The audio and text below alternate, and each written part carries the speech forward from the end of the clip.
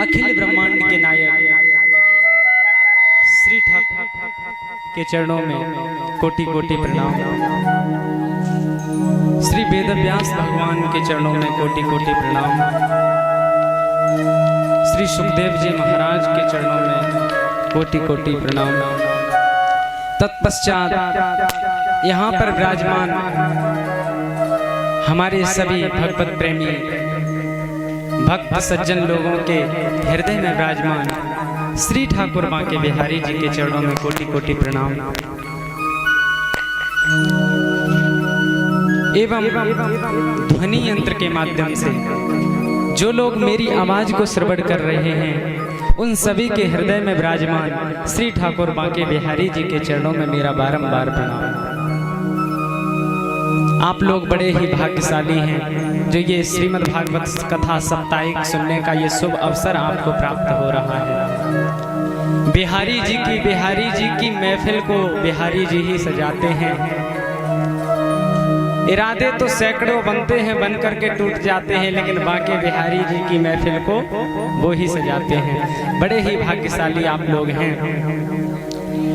तो हम सभी लोग आज पावन द्वितीय दिवस की कथा की बेला में आगे की कथा को श्रवण करेंगे।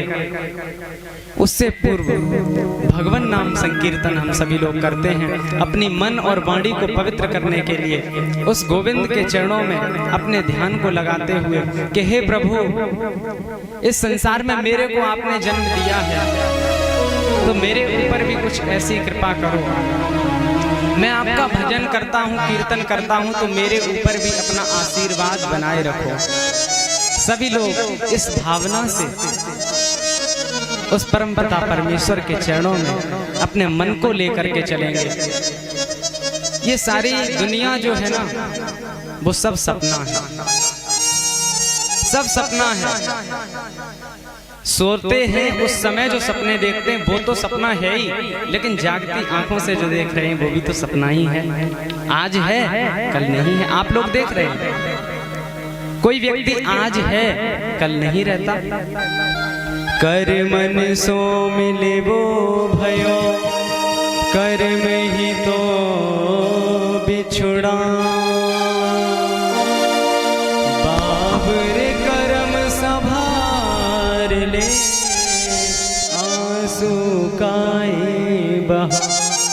न जाने कितने जन्मों के अच्छे कर्म होंगे, न जाने कितने जन्मों के संचित कर्म होंगे। कर्म तीन प्रकार के हैं। एक तो जो हम अभी कर रहे हैं, दूसरा जो संचित हम पहले कर चुके हैं, और तीसरा है प्रारब्ध। जो हमने संचित कर्म किए हैं उसका जो हमें फल मिलता है बाद में, तो वो प्रारब्ध बन के आता है। जो हमने पहले कुछ कर्म अच्छे किए होंगे तो उसका हमें अच्छा फल मिल रहा है। कुछ कर्म हमने गलत किए हैं तो उसका हमें भी वैसा ही फल मिलता है। तो कौन कौन कर्म है? संचित, क्रियमाण और प्रारब्ध। ये तीन प्रकार के कर्म हैं। तो इसलिए भगवान से हम प्रार्थना करते हैं कि प्रभु, हम तो जैसे भी हैं अज्ञानी हैं, आपके हैं, आप हमारे ऊपर अपनी कृपा को बनाए रखें। तो इसलिए इस भावना से हम सभी अपने मन को श्री ठाकुर बांके बिहारी जी एवं श्री राधे रानी सरकार के चरणों में अपने मन को लेकर के चलते हैं।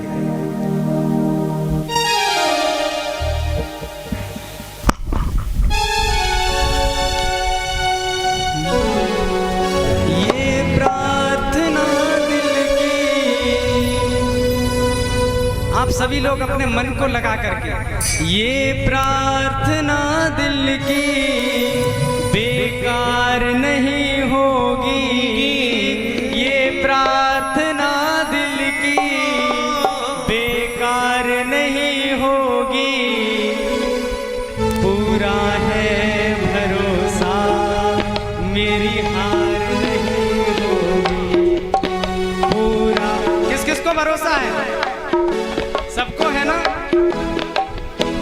तो बोलिए, ये प्रार्थना दिल की बेकार नहीं होगी, ये प्रार्थना दिल की बेकार नहीं होगी।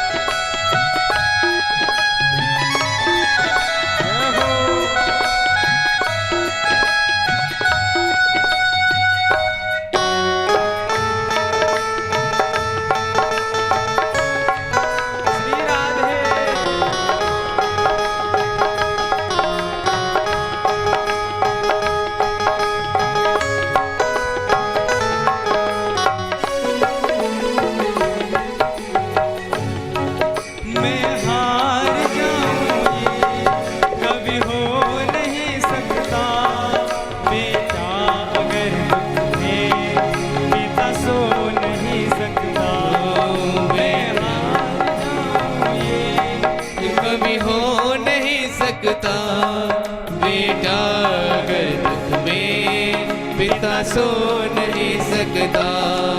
बेटे की हार तुम्हें स्वीकार नहीं होगी। बेटे की हार तुम्हें स्वीकार नहीं होगी। पूरा है भरोसा मेरी हार नहीं होगी। पूरा है भरोसा मेरी हार नहीं होगी। साबरे जब तू मेरे साथ है, साबरे सर पे तेरा हाथ है। साबरे जब तू मेरे साथ है, साबरे सर पे तेरा हाथ है। और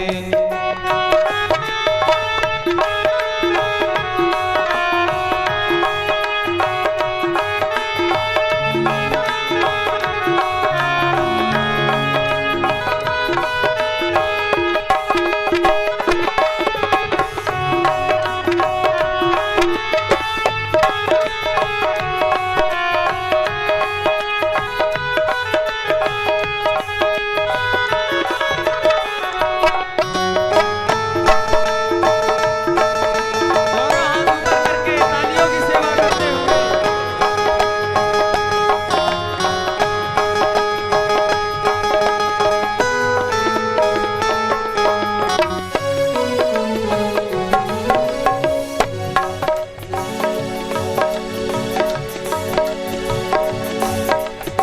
राधे राधे रटो चले आएंगे बिहारी। राधे राधे रटो चले आएंगे बिहारी। आएंगे बिहारी चले आएंगे बिहारी। आएंगे बिहारी चले आएंगे बिहारी। राधे श्री राधे चले आएंगे बिहारी। राधे राधे रटो चले आएंगे बिहारी। राधे राधे रटो चले आएंगे बिहारी। राधे राधे रटो चले आएंगे बिहारी।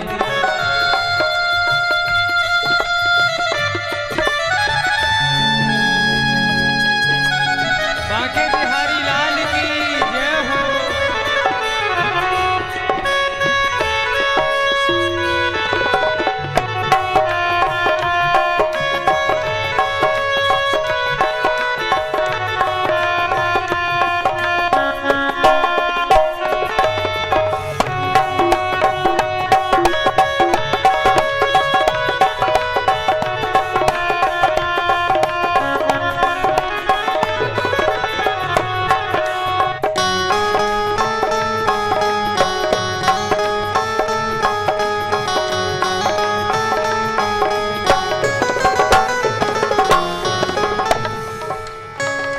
बोलिए बांके बिहारी लाल जय हो। सज्जनों, ये श्रीमद् भागवत कथा का आयोजन आप सभी समस्त ग्रामवासियों के सहयोग से ये सुंदर अवसर प्राप्त हुआ है। ये श्रीमद् भागवत कथा मैंने कल बताया था, ये कोई साधारण ग्रंथ नहीं है। ये सारम ये हमारे पहले एक वेद था ऋग्वेद, उसको 4 भागों में डिवाइड कर दिया। यजुर्वेद, ऋग्वेद, अथर्ववेद, सामवेद, ये 4 वेद हैं। वैसे ही ये श्रीमद् भागवत कथा 4 श्लोकों में थी, इसको 18,000 श्लोकों का बनाया गया। ये साक्षात भगवान श्री कृष्ण का ही स्वरूप है। जब भगवान श्री कृष्ण इस धराधाम को छोड़ करके गए तो वो श्रीमद् भागवत कथा में ही समाहित हो गए। कल आपने भगवान सच्चिदानंद स्वरूप है, सत्यचित आनंद स्वरूप है भगवान। और आनंद है क्या? आनंद वही है जो भगवान की भक्ति करने में आता है, भगवान के भजन करने में जो आनंद आता है, वही आनंद सच्चा आनंद है। बाकी सब तो ऐसे ही है। कोई कहता है मेरे पास गाड़ी है, मेरे पास मकान है, सारी चीजें अच्छे से हो रही हैं, किसी प्रकार की कोई दिक्कत नहीं है, सुख से जिंदगी बीत रही है। लेकिन सज्जनों, वो सुख नहीं है, वो आज है कल छीन लिया जाएगा। जब ये शरीर आपसे दूर होगा, आपकी आत्मा चली जाएगी। ये बंधन और मुक्ति ये शरीर का है, आत्मा का नहीं। बंधन और मोक्ष ये सब शरीर का, आत्मा अगर आपने शरीर से किसी को पकड़ रखा है, उससे कोई महत्व नहीं पड़ता। और अगर आपने मन से गोविंद को पकड़ रखा है, तो आपके जीवन में किसी प्रकार का कोई कष्ट आएगा ही नहीं। तो इसलिए कहता हूं, शरीर से भले ही दुनिया वालों को पकड़ लो, लेकिन मन से गोविंद को पकड़ के रखना। कभी भी किसी भी समय आपको कोई भी कष्ट का सामना नहीं करना पड़ेगा, क्योंकि गोविंद का जब आप उसके चरणों में मन को लेकर के जाएंगे, तो स्वाभाविक है आप गलत कार्य करेंगे नहीं। भगवान के चरणों में जब मन लगाएंगे, गलत कार्य आपसे होगा ही नहीं। और जब गलत होगा नहीं, तो आपको फल भी गलत नहीं मिलेगा। अच्छे कर्म करो। ये सब सपना है। बेटा आपका है, परिवार आपका है। ये जागती आंखों से आप एक प्रकार का सपना देख रहे हैं। एक बार राजा जनक, सीता जी के जो पिताजी थे, राजा जनक एक बार स्वप्न में सो रहे थे, और सोते सोते उन्होंने स्वप्न देखा। और स्वप्न में क्या देखा कि रात्रि को जब वो सोए, तो उनके पास उनका राजपाट किसी ने छीन लिया। अब उनके पास कुछ नहीं बचा। पहले राजा थे, जो मन में आता था खाते थे, जो सुविधा चाहिए होती थी वो मिल जाती थी, लेकिन अब कुछ भी नहीं रहा। जनक जी सो रहे हैं, सोच रहे मैं बहुत गरीब हो गया हूं, अब मेरे पास तो कुछ नहीं बचा है, मेरा राजपाट छिन गया है।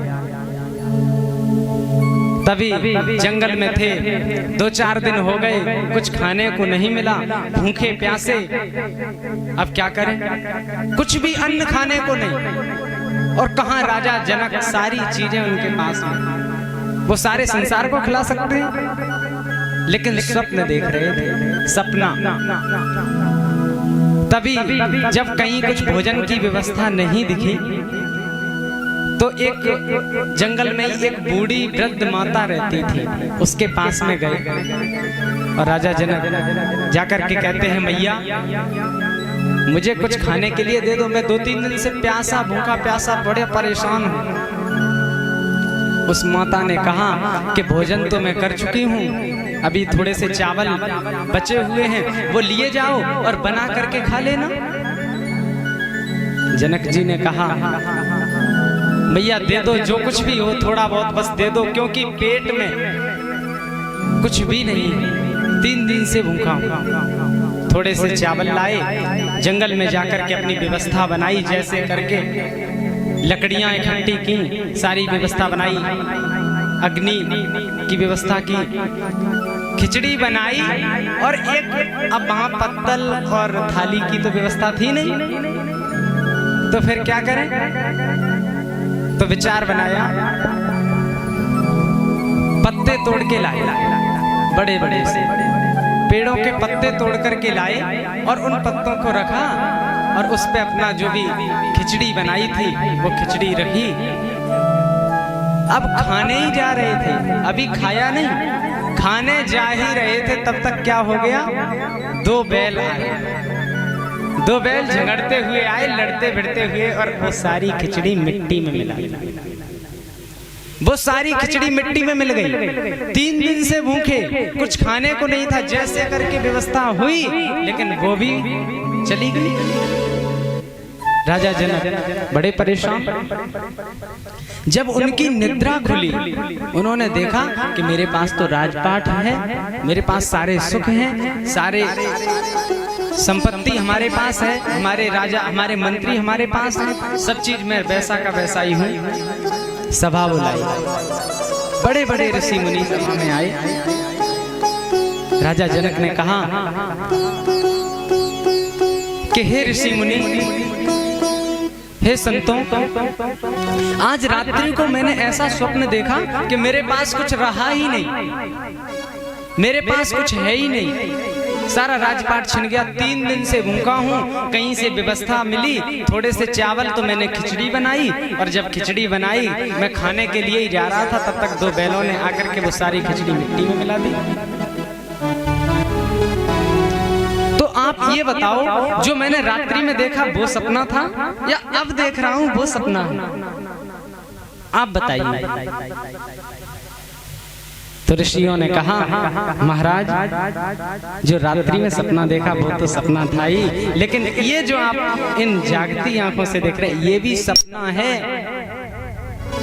आज आपके पास बताओ सारी चीजें हैं, लेकिन स्वप्न में चली गई। और किसी के पास सत्ता हमेशा नहीं रहती है, आज सुख है कल नहीं रहेगा, और उसके बाद ये शरीर तो सभी को छोड़ करके एक न एक दिन जाना है। इस वजह से ये सारा संसार झूठा है, ये सब भ्रांति है, कल मैंने बताया था। इस वजह से इसमें मत उलझो, जिंदगी जब तक रहेगी फुर्सत न होगी काम से, कुछ समय ऐसा निकालो प्रेम कर लो राम से। जब तक ये श्वास है, आपको मेरी भैंस बंधी हुई है, मेरी गाय बंधी हुई है, मेरे बच्चे ने भोजन नहीं किया होगा, ये सारी चिंताएं उसके हाथ में छोड़ दो। अगर आप उसके भजन में लीन हैं तो आपका कुछ गलत नहीं हो सकता। आपने देखा है नरसिंह जी थे, नरसिंह जी का बात सुना है? उनके पास कुछ भी नहीं था, जन्म से अंधे थे, जन्म से वो अंधे थे और बोल भी नहीं पाते थे, सिर्फ सुनते थे।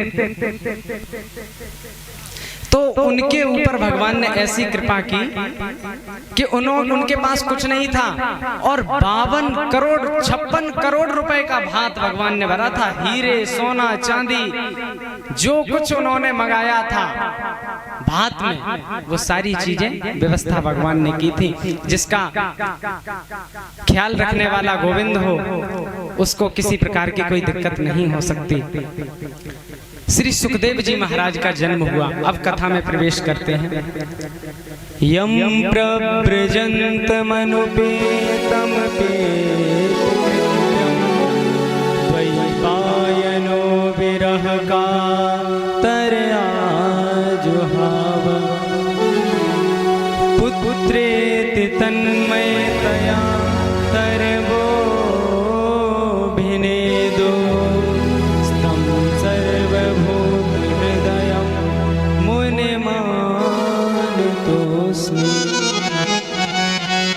श्री सुखदेव जी महाराज का जन्म हुआ, और जन्म हुआ और जन्म लेते ही वन की ओर चल दिए वो।